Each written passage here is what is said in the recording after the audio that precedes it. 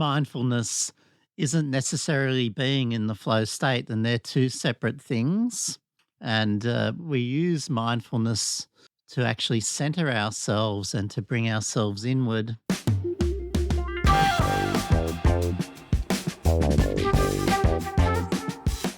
You're a passionate creative, and so are we.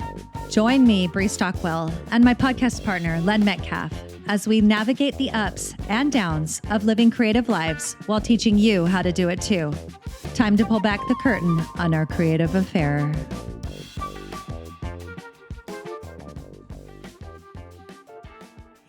Welcome to A Creative Affair, and you're here with Brie and Len. And today we're going to have a wonderful conversation about mindfulness. And we're going to do some mindful exercises or exercise right at the end of our podcast. So hopefully you'll stick around and grab the very ending. Before I hand it over to Brie, I want to start off by asking you a question, Brie, and it's one that I had to get my head around too. What do you think mindfulness is? Well, I'm already ahead of you because I know how mindfulness feels in my body, like when I'm practicing it, but I really wanted to have like what actually is it? Like what is this definition? Because I think it's important to have clarity whenever we're talking about these things. So, are you okay if I just read the definition? No, please do. I think it's a really good place to start with what are we actually talking about before we even get into how you get there or all the tips and tricks with it. It's a really important place to work out. And then also, like, what does it have to do with creativity and your creative practice? And so we want to definitely connect those things later. So mindfulness is the quality of state of being conscious or aware. And I actually like this number two. So this is, I don't know, in the Oxford Dictionary, but I like this number two. It's a mental state achieved by focusing one's awareness on the present moment. And it's what it goes on to say, excuse me, while calmly acknowledging and accepting one's feelings, thoughts, and bodily sensations, used as a therapeutic technique. But I think it doesn't even have to be as a therapeutic technique. I just think there's so many benefits of doing this, but it's all about noticing and being completely conscious of every moment where you are and in the world, and where you're like what you're thinking about, where your body is. Uh, this is a really interesting thing to practice in daily life. So why is it of benefit to an artist? Well, I think we could talk about all the different benefits, which we shall. But I will tell you, for me, the my personal benefit is that when I don't describe it as mindfulness. I describe it as conscious and aware. And when I am doing that on a consistent basis, including when I'm creating and I'm practicing this mindfulness, then I actually make better work because I am fully immersed in what I'm doing.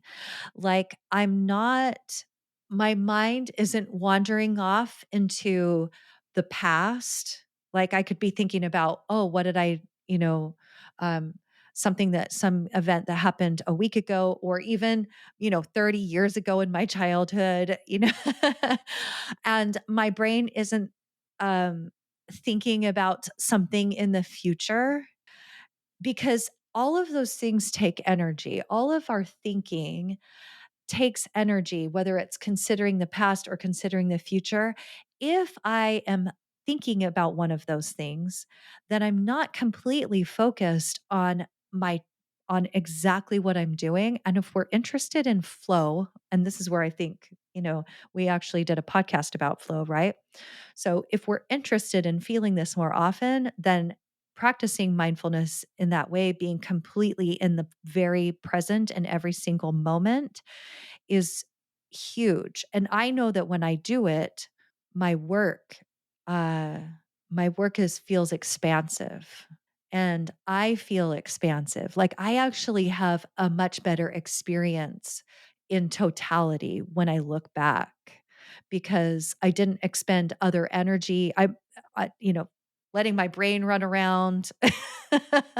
I'm actually really physically paying attention to what I'm doing in my body versus like feeling detached from it. Oh, there's so much. How about you? It's absolutely fascinating, isn't it? And Mhm. it's the most common thing to tell someone who asks, "How do I be more creative?" Mhm. It's the most common answer across the board, across all creatives, is to practice to be more mindful and to bring yourself and center you right down. And it's a process of quietening your mind, isn't it? It's a process of focusing it. We used to call it meditation back in the hippie eras, and it's a very, very Zen thing where we're being present, and that's another really beautiful way of describing it is focusing your attention down onto to being present in your body and externally. So, not just internally, but also externally with the environment. And that centering is a incredibly good pathway to get to the flow state. Mhm. I think that you've also brought up a really good issue that mindfulness isn't necessarily being in the flow state, and they're two separate things. And we use mindfulness to actually center ourselves and to bring ourselves inward and outward to the environment as a way of getting to the creative moments. It's this quietening, it allows our body and our mind to start exploring the creative possibilities of making art. Yeah. One of the things that is most helpful for me to remember about being mindful or is this word consciousness or being conscious. And so it's for me, it's all about what I want to be doing in that moment. And what is it exactly that I want to be doing? And how can I focus and direct all my energies toward that? So I think of it like when you were just talking, I was thinking, like, oh, sometimes I go to the grocery store, like I drive to the grocery store and I leave my house. And because I'm on autopilot, right? I get to the grocery store. I'm like, how did I get here? I don't remember that much about the drive because I was, thinking about something else. I was listening to a podcast. And my question for me is always, well, is that a problem? No, because that's exactly what I wanted to be doing because I already know how to get to the grocery store. I don't need to focus on every single tiny thing, although I could. You could use the drive to the grocery store to not let your mind wander, to be completely immersed in the moment. But it could be that I decided that I absolutely want to focus on listening to a podcast or whatever it is. So I think mindfulness is partly about consciously creating the moments that you want on purpose. Because if we can't do that, then our brains are just running ourselves amok. And so, how can we then create the things that we want to create, AKA art or photography or our writing or whatever it is? How can we completely focus on it if we're always allowing our minds to run us around? And so, being able to say, this is exactly what I want to be doing, and then you do it. That's a skill. And I love that. I love thinking like, I'm consciously creating this moment. I see those as separate things Mhm. that it's a step to getting into it, isn't it? Like you are consciously stopping all those other thoughts, bringing yourself into presence, Mhm. bringing yourself into your body, bringing yourself into place. And it's through that centering that you then can start moving into planning, doing, making, focus on the process of making art. There's a lot of conscious decisions here. Like, I think part of the mindfulness is saying, I absolutely, this is the experience that I want to have. And then I guess the mindfulness part would be to be completely focused on that experience. Right. Yeah. And then you move into the creative process from there. Mm-hmm. Mm-hmm. I don't know that I do this, and I think this is a lesson for me today, and one that I need to work on is actually like I and we've spent a lot of time talking about how to clear our minds before we make art. And what we're sharing today is being mindfulness and doing mindfulness exercises and bringing yourself consciously going, right, I'm going to center myself and bring myself mentally down and into myself and into that place is an incredibly potent step to getting to the creative flow that we want to get into. And as a technique, we can make it a step to do. And this is the thing that I would like to practice myself is stopping and actually doing mindfulness things before I start producing. Because sometimes I hop out of the car and I'm just go. Mm-hmm. And the art making is so obsessive, I forget to make myself even present or to come into touch with myself. And there's days when I want to jump out of the car and get to that and I can't. And I'm just blocked and I'm thinking about this and that's happening. And switching that off by doing mindfulness things, meditative things, things that bring you to being much more present, it's so powerful. It's really, really, really powerful and it's potent. So, so potent. So there are some really great techniques that we can do quickly. I always recommend I love to recommend practicing meditation when you have time. So because when you practice it on your own time, because it is a learned skill, because meditation will creates the mindfulness, it's called mindful meditation. In fact, let me pause my thinking there. There's a book called Wherever You Go, There You Are by John Kabat-Zinn. It's called Mindfulness Meditation in Everyday Life. Anyway, I highly recommend you check that out. I only listened to a part of a podcast with him, but that, by the way, is my next read. So there is, you can do more meditation when you're not, when you're not about to create. But what we want is we want to be able to get into that mindfulness. We want to have that state of consciousness, right? More quickly. And so you can do this with like a quick breathing exercise. You can actually, you can do this if you're a painter. I have one. It's called, it's a Zen Buddhist practice called the Enso. It's you paint one. You can go check out my Instagram. I think I have it on my like Reels highlights, and you just do one circle. It's one brush stroke circle, and that is a great technique to do before you start any kind of like in studio practice. This is my opinion. I was going to say, but Brie, I can't meditate. That's the most common response when you people when you say to them, or and this is personally me too. That single focus meditation I can't actually do, and I've tried and tried and tried.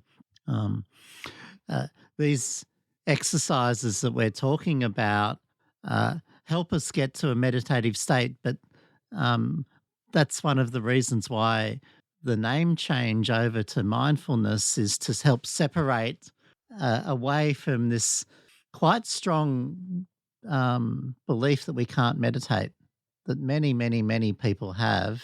Uh, so the mindfulness exercises are just little things that we can do to center ourselves, aren't they? Yeah, and I I think one of the if you are a person that thinks they can't meditate, I would say just do a couple of minutes. So I'm going to lead us in one at the end. So try that 2-minute one, and you can replay it if you want to, and just do 2 minutes. So you start small, and we're kind to ourselves, and then you can work up. I mean, I don't know. My husband's stepmother, she would go all day to or all weekend to meditate. And I think that's so interesting. I'm personally not interested in that. But I do know, like, I remember she's passed on now, but I remember being around her and she had this calm, confident energy. And I think there's something to that because she knew herself really well.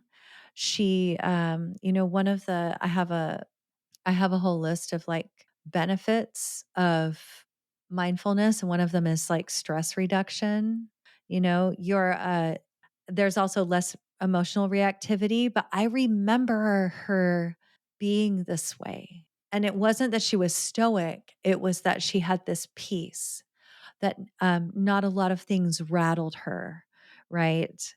And and she it I don't know, she just had this energy that was really lovely, and maybe it was just her, but I actually think it had a lot to do with how she lived and what she practiced. And she was also, Mm. actually, I'll post this later, but do you see this? This pen and ink? This is one of hers. So she was an artist as Oh, well. how beautiful is that? I didn't know I was meditating, and I've been meditating for many, many Mm, years. And I do a practice that is expansive rather than focusing in on one thing. And I just let my mind go wandering. And I do this first thing in the morning before I wake up. And I keep my eyes closed and keep perfectly still in bed. I do this for half an hour. Um, and I just let my mind go, and it just wanders wherever it would like to wander while I'm still in that half asleep state. And sometimes I go back to sleep, and sometimes it ends up thinking about the shopping list that I should be thinking about when I'm driving to the shops. And other times it gives me great insights into my art or my work, or it tidies up things. So sometimes it becomes planning, or I don't try to control it.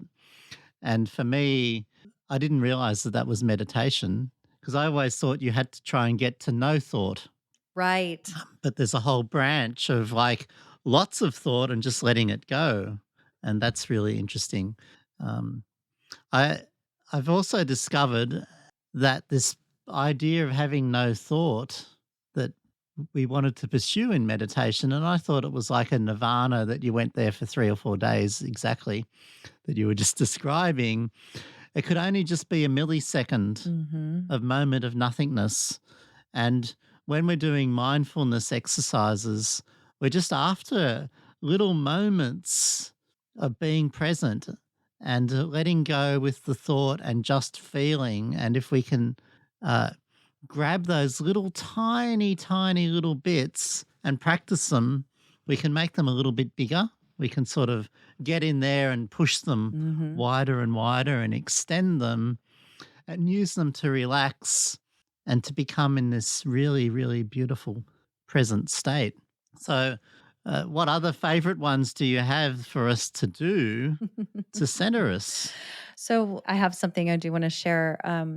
And I was thinking too that I know people, I know people that have a lot of anxiety, but that is, meditation is one of the things that they teach to help you with, and, help you with anxiety because if you can grab those little moments where there's nothing to worry about and there's no stress, and all that matters is the moment of where you are and nothing else, then that's really wonderful, right? And you can have these moments. Like I actually was thinking that, I don't actually do a lot of like sit down meditation, but I do this when I walk. And I actually like hiking by myself. And I will take a minute, 2 minutes, or whatever at some point on my walk to just go, right, okay, nothing else matters right now. I'm just going to focus on my walking because when you're walking, you have this like regular cadence usually. So I'm paying attention to the rocks I'm looking at, right? So every time I take a step, I'm focusing on my breathing. I'm focusing on where my feet go, and that is it. And it's kind of fun just to do that for a short time because of I mean eventually like I mean I like thinking. so but I try and do it without any real like um thoughts that kind of wander. Anything other than my feet, my breathing, the sound of my walking, that kind of a thing. That can be meditation too, but that kind of a thing can bring you very, very focused into the moment, which is what the mindfulness is that we're talking about. And so anything that you can do to bring you like into your body uh and away from all the external extraneous things is actually really great. So there's like that's why there's so many different, techniques. Like there are these like if you have anxiety, there are these all these different kinds of techniques like box breathing, and that's actually a kind of a um, it's a sort of a mindfulness trick to help you bring you into your body so that you can refocus yourself, right? So, okay, let's be mindful of where we are versus letting like detaching ourselves, from what's happening. So, that's kind of a fun one I like cuz and I walk all the time. So I walk up to a tree and put my hand on it. Mm. And there's two aspects. So one is internally to yourself. So when you're walking, uh, you can feel every footstep. You can concentrate on the as you said, the cadence or the pace. You can feel the ground through the feet, and taking your shoes off is brilliant for this, of course. You can uh, notice what your breathing's doing. You can notice the feeling that's running through your muscles and your body and what's happening and your blood and your heartbeat. So they're very internal things. And you can also take them externally. And it would be good to do this both at the same time. And that might not be easy, but that's your goal, is to do the internal centering and the breathing and concentrating on yourself, and externally uh, taking interest in noticing um, how you're interacting with the environment. So, feeling the temperature of the air on your skin, the smell of the air that comes into your lungs, the richness, if it's in a forest, the richness of the oxygen, and then we can keep extending that out, like the sounds. What are the birds saying and singing to, and what visual stimulus is there, and noticing how beautiful things are. So when I put my hand on a tree, what the first thing I feel is the cold or the warmth of the tree, and that actually helps me connect with my body and the hand, and that actually centers me, and I concentrate on the feeling there, and then I start um, imagining energy going between us and sharing it, and peace coming towards me, and then noticing its beauty. And I feel, because I'm a very touchy person, so I run my hand up and down, and I just feel what it feels like. And I concentrate on that feeling in my fingers, and it runs up and down. And then as I look up into the tree, I start noticing how beautiful it is. And I'm looking around and I'm there. I'm really, really present with being there. And suddenly I have to go and get my camera and start taking photos of it, which is where I wanted to get to. That's not suddenly, but it eventually moves into that. Hey, this is so beautiful. I need to interact with this and do something else with it. So uh, that's one of my personal practices, and I wouldn't have ever thought that I was being mindful. That's just what I did. Yeah, you totally are. It's interesting that all these things that we're talking about are have to do so much with your body. So one of the things that you can do is do a body scan, and I'm gonna link in the episode notes to if you know the book The Creative Act by Rick Rubin also has a podcast called Tetragrammaton, and he had the author, John Kabat-Zinn, the author of Wherever You Go, There You Are, on. And in that episode, John Kabat-Zinn does a body scan. He does a guided body scan. And so I'm going to link to that so you can go listen to that episode and then also, you know, take a minute. I think it's maybe 5, I think. And you can sit down and do the body scan and see if that's something that, you know, would be helpful for you in your own mindfulness practice. So I'm going to do a different one. I'm going to lead us for a different one at the end, a breathing one. Um, uh, but there are all kinds of different ways. Like I love the tree one, Len. I love it. I think anything that helps you connect your mind with your body to completely bring you, and then you talk about being centered. And I feel like that's a way to feel really connected with who you are. And that's kind of what we want when we're getting ready to, make art or do something creative. Like that takes our bodies, right? And we want to have our minds and our bodies completely connected and moving together. And so when we can have them totally focused on the one thing, and your body isn't doing one thing and your mind is off doing another, like if you can bring them together, I think imagine the possibilities for your creative work, right? Imagine how much longer you could focus.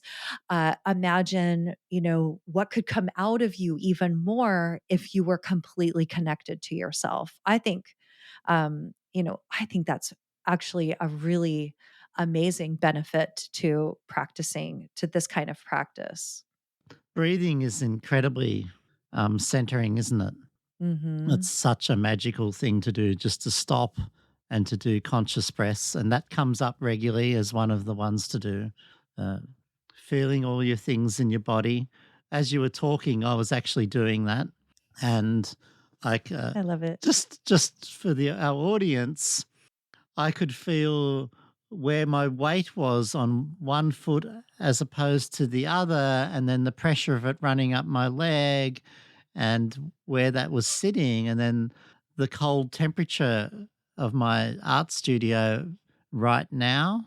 I can feel it on my hands, and I can actually feel the coolness touching my hands. I can also feel um, my stomach going in little knots and having little twists and going, I want another drink, Len. And while I'm focusing on you and listening to you in my headphones, I can also hear these little bubbles in my headphones, and I can actually feel the pressure of them across my pushing into my head and also pulling down on my hair. I can feel pains and joints in my fingers. So, what I'm just giving you is a body scan of actually noticing what's happening in your body. And in doing so, I'm relaxing and I'm becoming so much more present. Now, we can do that methodically. You start at your extremities or at your head or at your toes and work your way through. Or you could just do it through intuitively noticing all of the different things that are going on around you. Yeah. So I'll include that. Yeah, I love that. I love that you felt like pain in your hands and then all of the little parts. Well, that's kind of what it's about. It's about paying attention to, you know, so many things that are presently happening that we weren't, paying attention to before.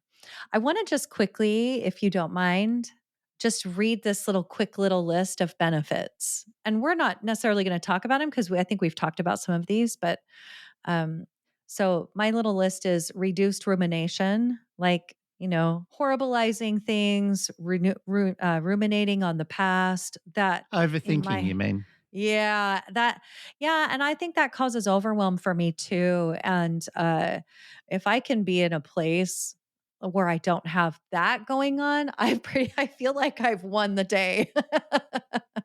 so so another one is stress reduction. I do not like working under stress. And so being able to be relaxed and then, and do my creating is amazing.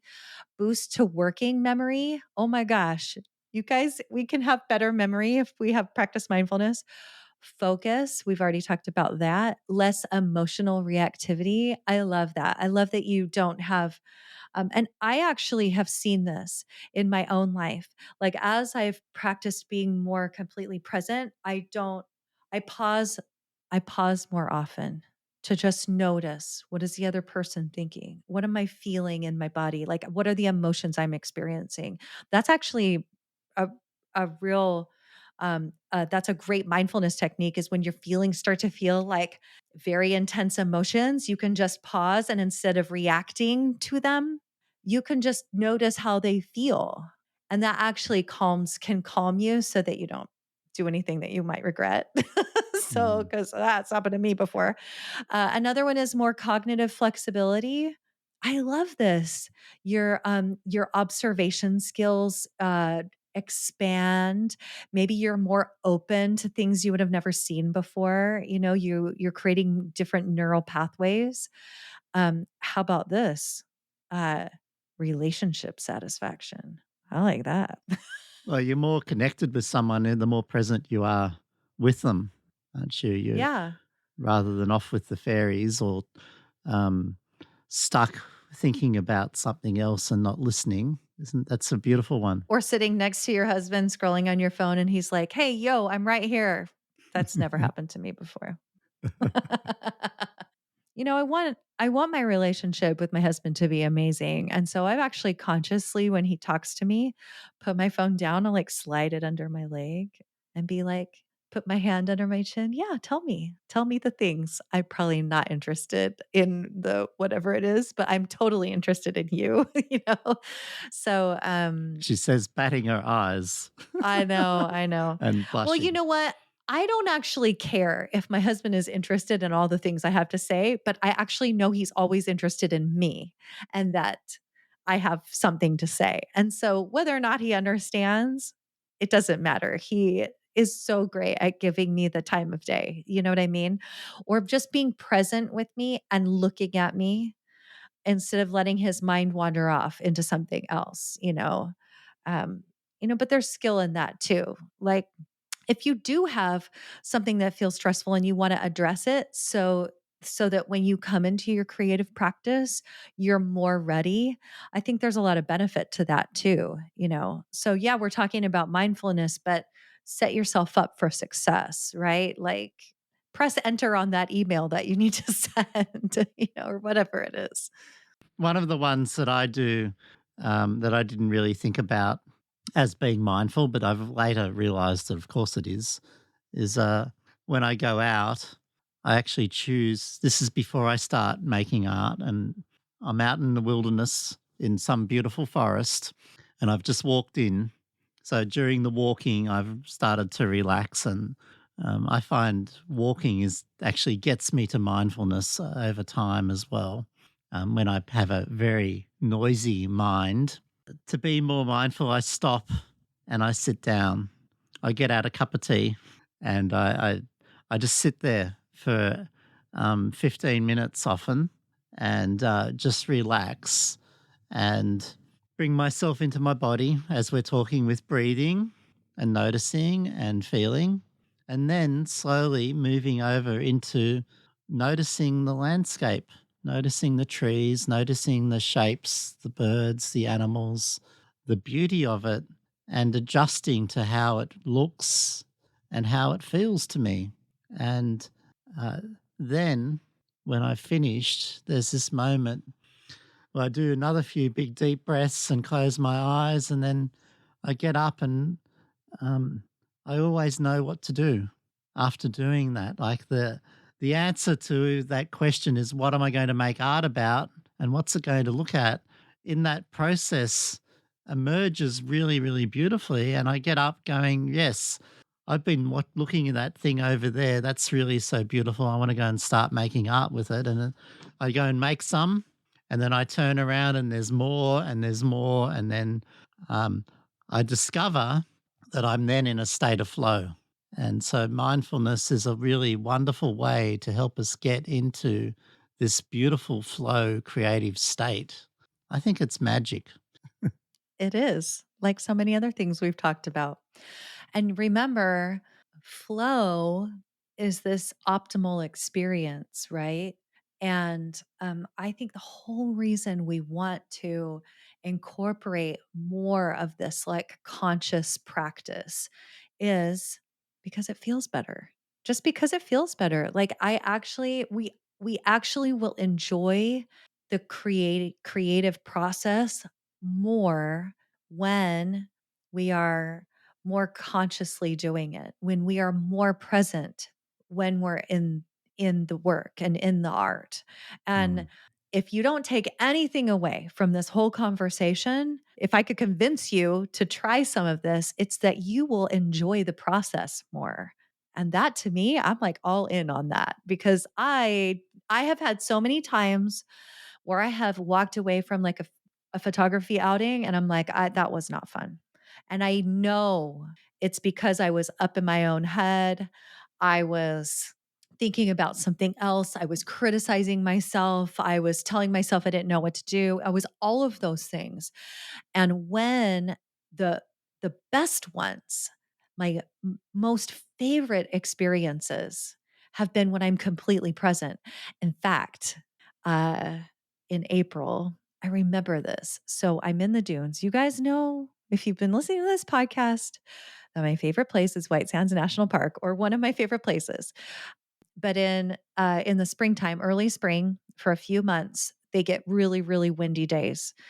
And I was with some friends and we go into the dunes and you have to wear goggles and like, it's warm, but still long sleeves and everything because the sand just beats against you. But the interesting part about this is, yeah, there are more difficult conditions to photograph in, but it makes a scenario, creates a scenario where I have to be completely present because there's nothing else to focus on. Like I have to watch where I'm walking. I have a lot of focus and concentration, right? And that's actually really fun because like we all walked away going, wasn't that so fun? And I've heard from other people, they're like, that was terrible. I hated, I've been in the wind and I've hated it. I'm like, are you kidding? That is so fun because I have to be completely immersed in what I'm doing. And I love it. Like, I love photography. And so, of course, I want to be completely immersed in it, even if I have sand blowing in my ears and getting Mm. stuck everywhere. Um, and that to me is really fun. And I know that kind of forces me to be present. But I also know that when I'm completely present, that's totally enjoyable. You've actually just described why so many people love risk taking activities. Mm. Um, and the outdoors is flooded with people who love being in that state and being forced into it by Mother Nature and by the environment. Um, a rock climber, a mountaineer, a cross country skier with this, a storm closing in and you can only see a few meters in front of you and you have to ski your way back over kilometers and kilometers to your car or um, to your tent or safety. They really focus you into this flow state of hyper concentration, or maybe not so outdoorsy ones of just driving a car fast is another example of that. And um, yeah, people love them because it shuts out the rest of the world.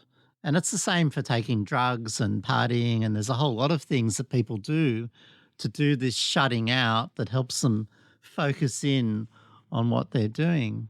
But today we've really been talking about, and I think it's been a lovely, beautiful conversation about what simple, practical things that aren't as scary as going, well, I'm going to go meditate, or having to learn that just by, taking a few breaths or touching a tree or just noticing your body, or like it's really worth getting a little bag of tricks of these mindful things to do and consciously do them just before you start your creative art practice. And your art will just flourish from this opportunity to be more connected with your inner self. You're quietening your left brain, that where all the chatter is, and you're centering down into your intuition and your higher self and allowing yourself to be more connected with the present, which is where we need to be great artists. Absolutely. Well, I think that's a beautiful end. So, are you ready? I'm Are ready we to say ready? goodbye. Me too. We're going to say goodbye. You're going to do the exercise now. Yeah. Yeah, absolutely. Okay, are you going to do it with me? Yes, of course I am, Okay. because And you don't everyone have to turn else, your our Yeah, listeners you are don't have to too. turn your mic off. We want to hear you breathe. Okay. So, I'm going to say goodbye and then I'm going to go just right into a 2-minute this 2-minute exercise and let me get out my I'm going to get out my stopwatch so I can help you all.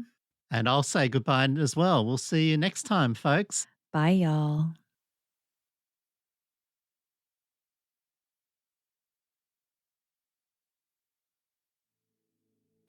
Okay, so we'll begin this breathing exercise, this 2-minute breathing exercise. Just find a comfortable place to sit. Keep your back straight. Try to sit up with your back straight and your eyes closed if you can. Or if you don't want to close your eyes all the way, you can just let them kind of flutter and relax.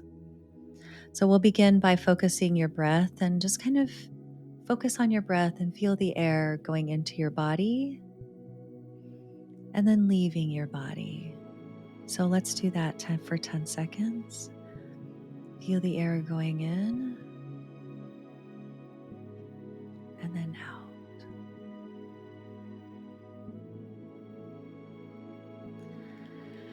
And now, continuing to breathe in and out, feel the air traveling through your nose as it goes in and then comes out again.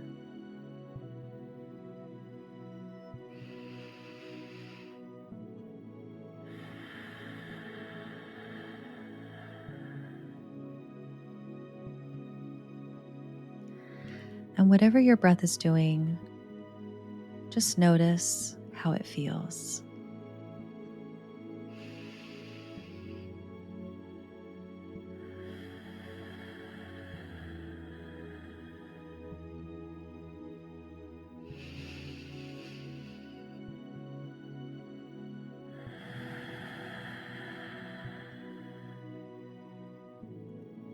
And as you breathe, feel the movement of your body as the air goes into your lungs and expands, and then out again as they contract.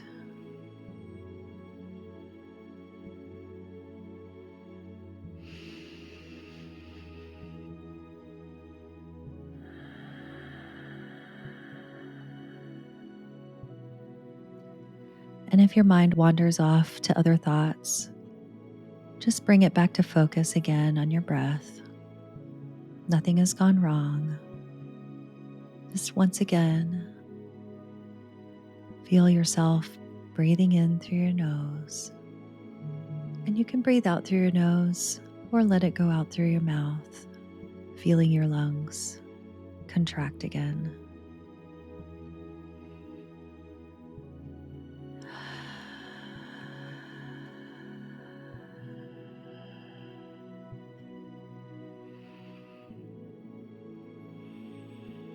Just feel yourself breathing.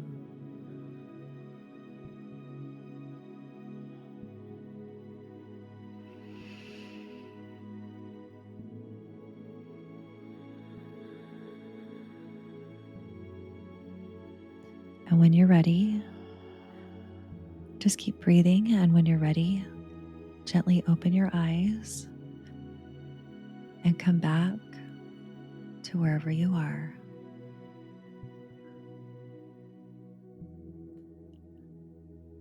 Wonderful. We'll see you next time.